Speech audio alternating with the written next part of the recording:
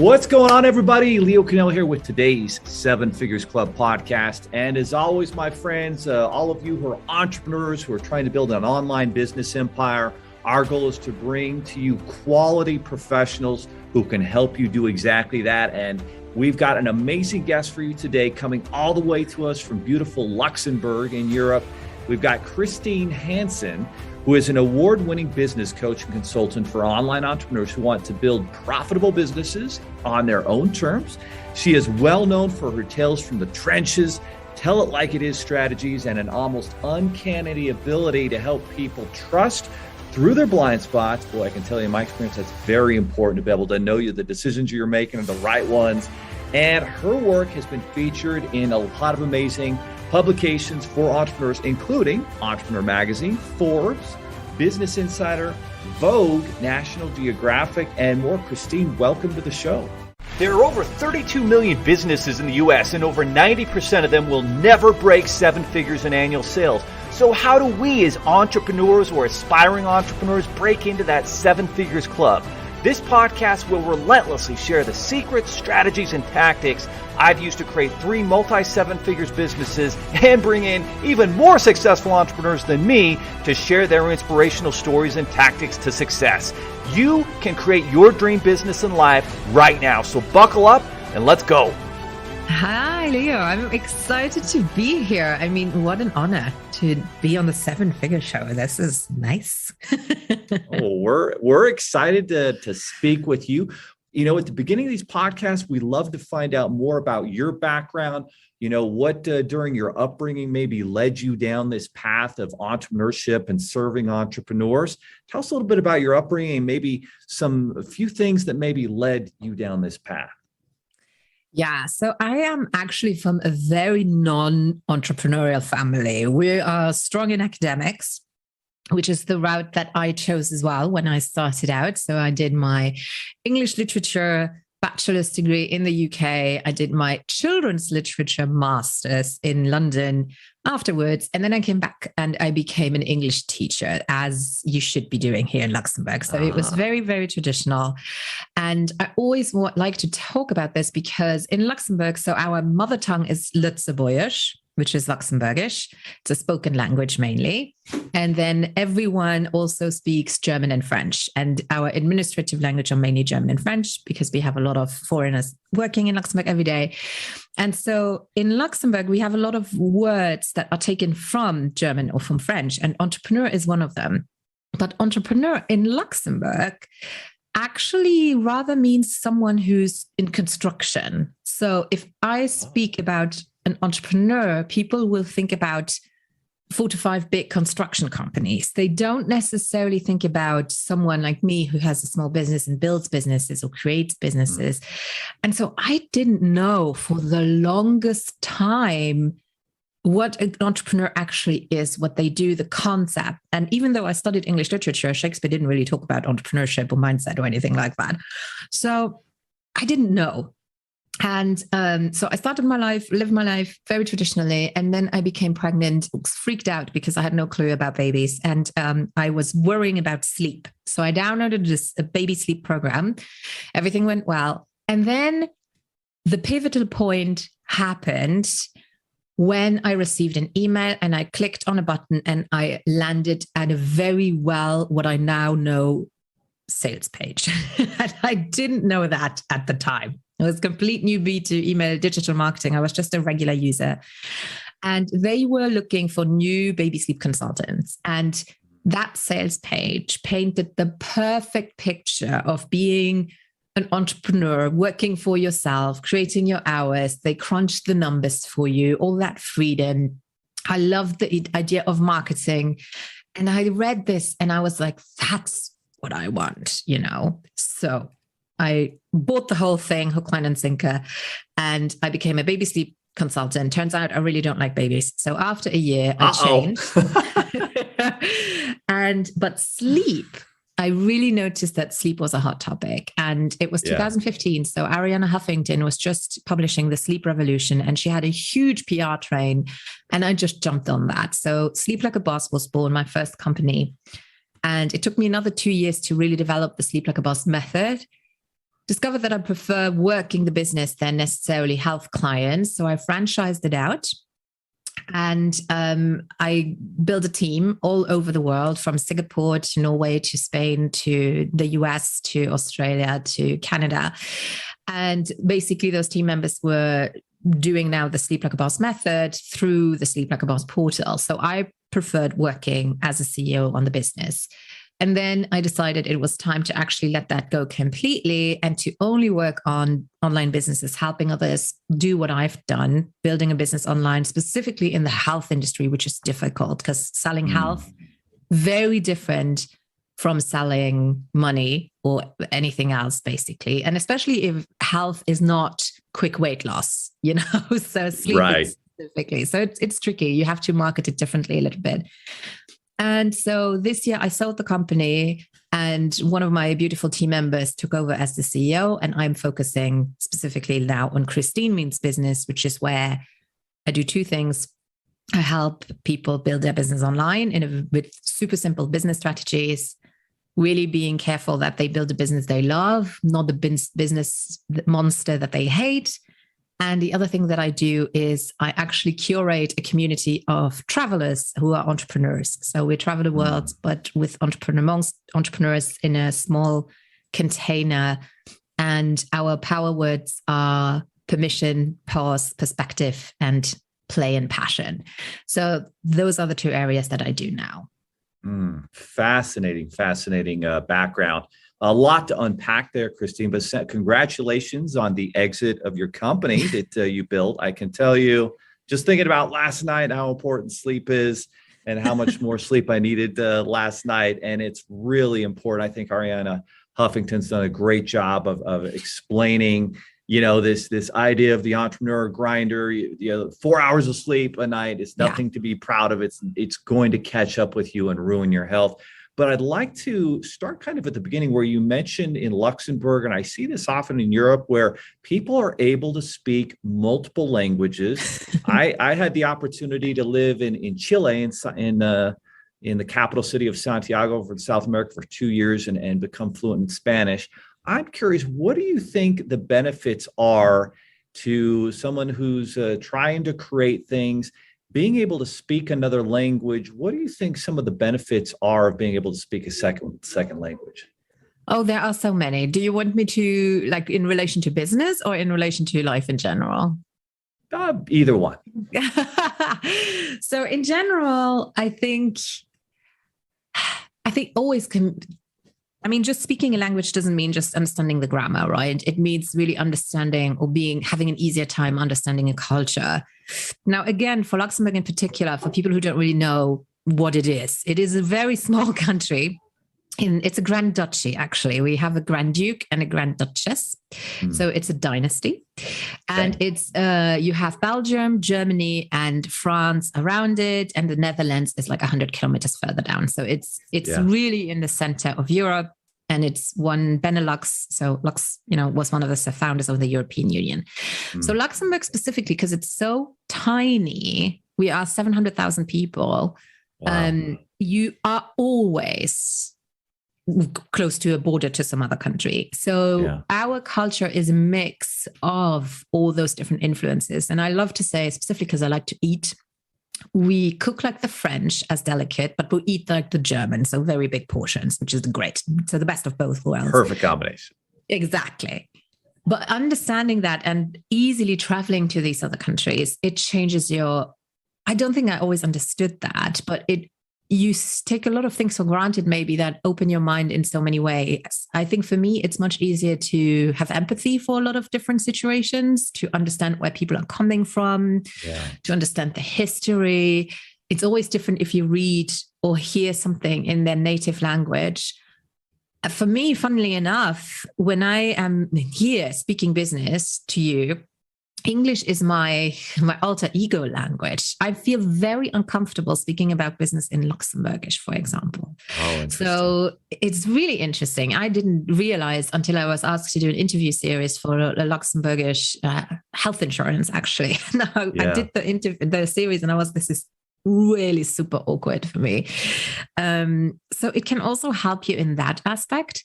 And then obviously for business, it's amazing. I was on French TV. I was BFM TV. It's one of the biggest French TV channels, but I was also in the news in Germany. So it gives you international exposure, and it gets you to learn other priorities, ways of thinking differently. So I just think it really helps you to become a little bit more understanding, tolerant, probably as well. Specifically when I compare it to people who never left their country, who live in a smaller bubble. It's not necessarily people who I've worked with or maybe work with, but don't necessarily are friends with that often. So it's just a different mindset that you go through the world with. And I feel very blessed to have that opportunity. Yeah, no question. It's very much more open. You have a broader understanding of all the different forces at work, and outside of the bubble is always good. No question about it. Now, you talked about this defining moment in your life where, you'd had your child, and you arrive on this landing page, probably a squeeze page, an online marketing page. And this one thing changes the trajectory of your life. Yes. What was it about this page, and what changed the way you look at online business? Oh, the funny thing is maybe now in retrospective, right? Because if I were to go, I don't know if it still exists, probably. It was bad. It was terribly designed thinking back at it. And if I were to go back now, I could tell you, grabbing headline, sub-headline, first thing, the benefits, the features, the FOMO, the all of it. It was, now I'm like, oh my God, So on the one hand, I'm thinking it works. It really works. On the other hand, it also makes me cringe. But I think they had a brilliant copywriter for sure. Someone who really understood the thoughts, not only of someone who has had a baby, because they talk about the freedom of time. Obviously, when you just had a baby, you think about nothing else but spending time with them. And obviously, not often you have to go back to work and you don't want to go back to 9 to 5. Yeah. Perfect audience. Plus, they talk to someone who's excited by entrepreneurship. Maybe just like I was at the time, it never occurred to me until someone presented it to me. And they did a great job at saying, if you have 5 clients and if you charge that much, you don't need to do anything else a month. So and seeing how much you can earn versus your regular salary in a job that you might not like as much, it made total sense. So it was just, it painted that picture that had never occurred to me before. And I just knew this is it. This is right for me. And I've never looked back, even though I pivoted my businesses a few times. For sure.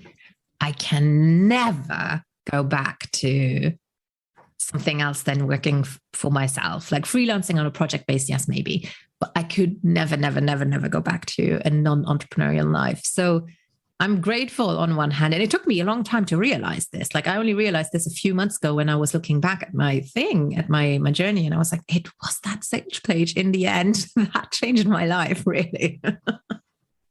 Unbelievable. So you started then with that program kind of maybe as an independent contractor, and you're starting to build your own self-employed business. Mm-hmm. What was the next step where you transitioned from doing that program to kind of creating your own brand, your own, and you started to franchise this across the world? How did that come about?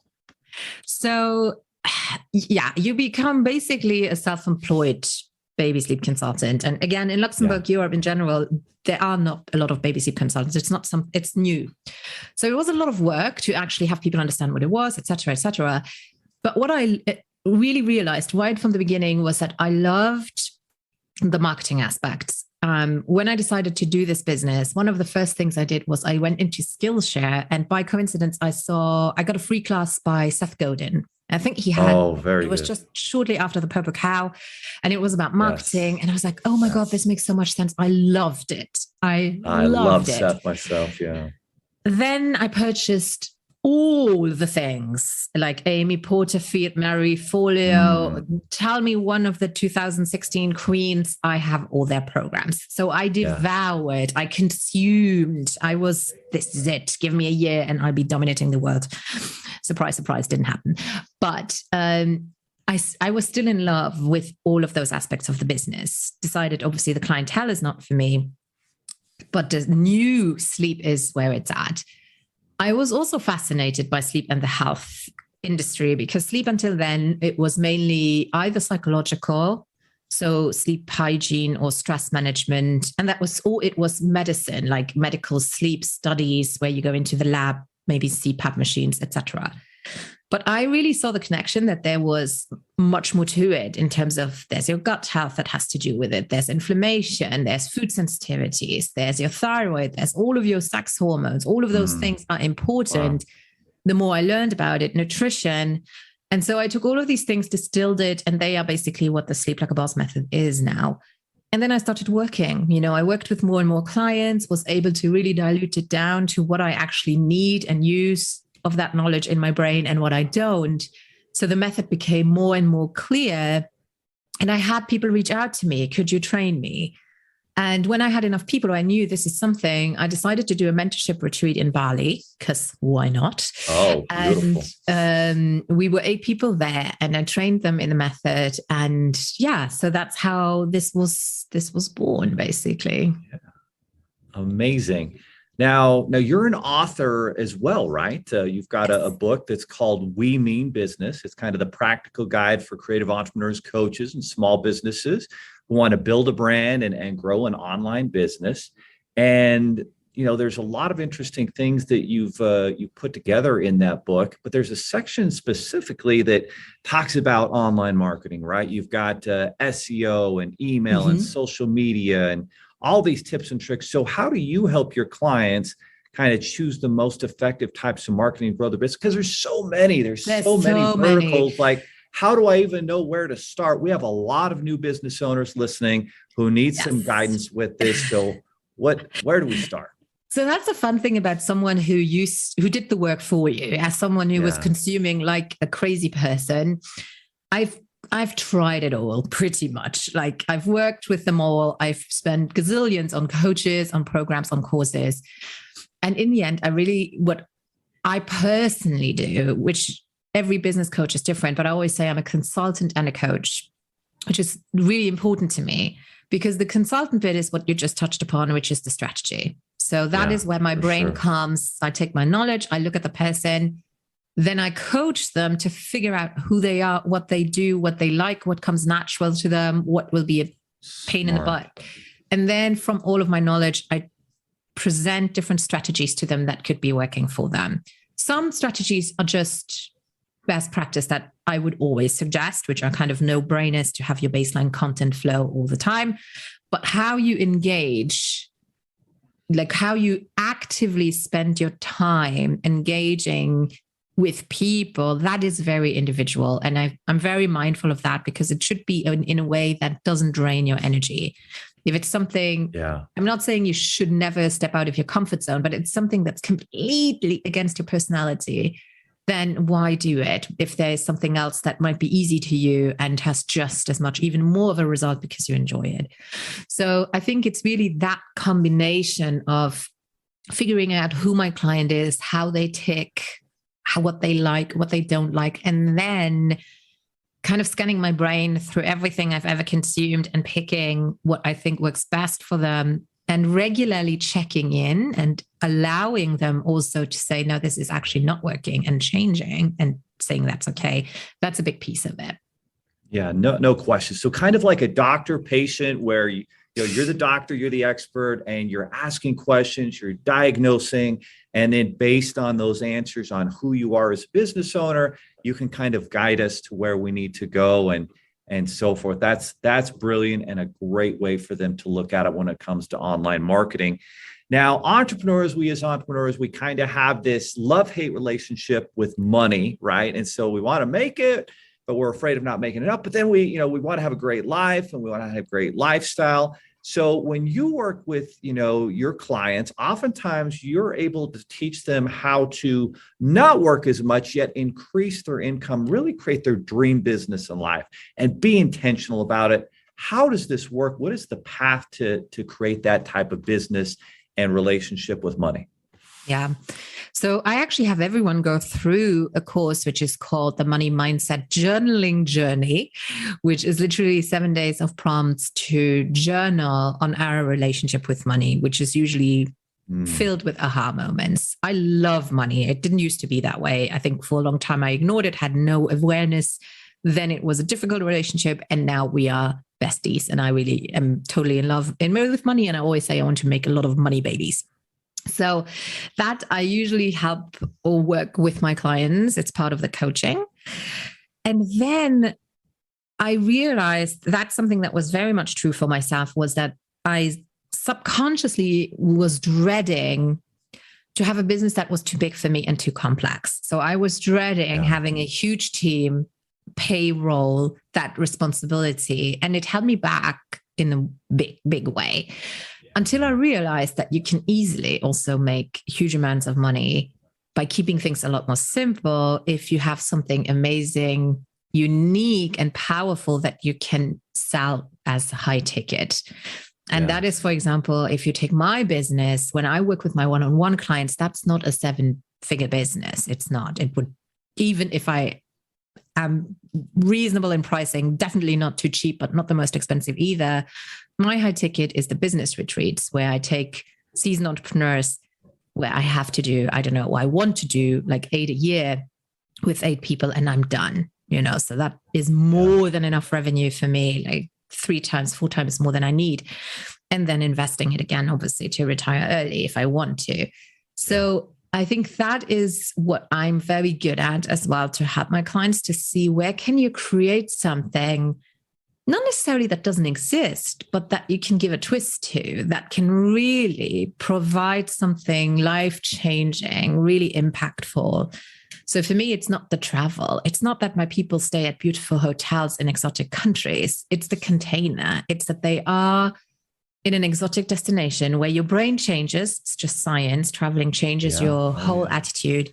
And you are with peers that know what you talk about, that get it, which is different than when you are with people who are either fully employed or, who just don't quite understand the challenges of entrepreneurship.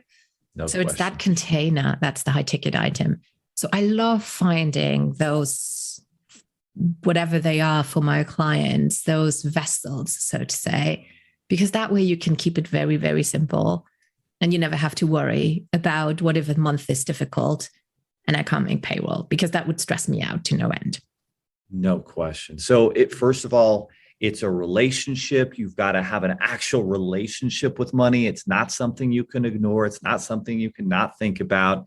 It's got to be a relationship. It certainly is very helpful to reach up and work with someone like you and be around other entrepreneurs who are, creating products and services that change people's lives, make things better, and learning from them, because I always believe you're the sum of the 5 or 6 people you hang out with the most. And so if you're hanging out with people that are not entrepreneurial, that don't have that mindset, then you're really missing a big opportunity. So what an amazing opportunity it is to connect at one of these retreats. And you're right, magical things happen when you travel and go to these different locations. So as someone who helps entrepreneurs kind of find their blind spots, what are some of the typical blind spots that you find when working with entrepreneurs? And we have them. I mean, we've got families, we've got employees, we've got all these things going on, and it's easy to miss these blind spots. Yeah, it depends on what kind of level they are. If I work with beginners, money is the biggest one, really. Yes. Sabotaging yourself because you're actually afraid of success, which sounds weird, but it's actually very, very true. Yeah. The other thing, and I find that a lot more fascinating, which is when I work with people who have a very successful business. The more successful, the more difficult it is to get perspective on who you are and what you want.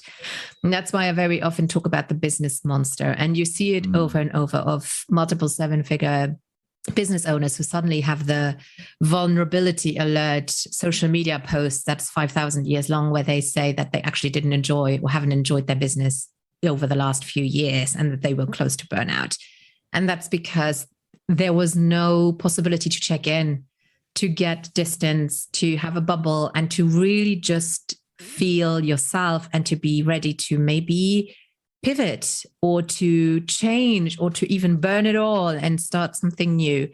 That, I feel, is the most dangerous blind spot that you can have. It's that you have maybe a board that you suddenly need to answer to, that you have a CFO who will be, yeah, this is a great idea, but that you have family that whispers into your ear. So the blind spot is your essence, what you actually want after having changed from starting out, which you will do. So that, I find, is for most seasoned entrepreneurs, is the one that I love to work on, obviously. So important. No, one of my mentors always says, once a week you need to go somewhere quiet and just be able to think and think about, who do you want to become? What kind of business do you want? What kind of life? Because if you don't, it's so easy to just get stuck in the swing of things and the next appointment on your calendar, and all of a sudden years pass by, you're like, I hate what I've created. Yes. This isn't the life and the business I want. And that's why it's so important to be intentional and to work with someone like you, Christine, so that you have that clarity of where you want to go as a business owner. Now, you've shared a lot of massive value bombs, and I know the audience is thinking, wow, how can I learn more about Christine? How can I connect with her team, and some of these programs and mindsets that you need to have as an online marketing is so important as a business owner. If you can't bring in clients, you don't have a business. Where can our audience connect with you, Christine, and move forward and learn more about these programs? Yeah. The easiest way, there's one simple address, and it's christinemeansbusiness.com. If you head over there, you will have access to my book. You will find information about my business trippers. You will find information about working with me privately. You have my social media to stalk me. You have my blog with my podcast and my business tips. So christinemeansbusiness.com, that's the place to go. Guys, christinemeansbusiness.com. You've got to go to that website. You need to get your relationship right with money. You need to understand the power of online marketing and what's the right, path for you, because you might think, oh, so-and-so says it's TikTok. So-and-so says it's this. Well, what's right for you? There's a custom solution that's the best fit for you. And that's why you need to connect at christinemeansbusiness.com and figure out what is the right path for your online marketing, for your business, for what comes natural to you, for where your strengths are. If you go trying to put that square peg in the round hole, it's not going to fit. That's why you must go to christinemeansbusiness.com. Christine, thank you so much for being a guest. I know that we're going to put this link below, guys, so you can click on it, but make sure you go to christinemeansbusiness.com. Christine, thank you for being a guest. Thank you so much for having me. It was a blast. Are you looking for more seven-figure secrets, content, or even how you can launch your own recession-proof business? Then check out sevenfigures.com. That's the digit 7, FIGURES.com, where we share more videos, stories, strategies, funding solutions, entrepreneurial education, and even the secret business type that's recession-proof. Thank you for listening, and if you're finding value in our podcast, please give us a 5-star and invite others to join the club.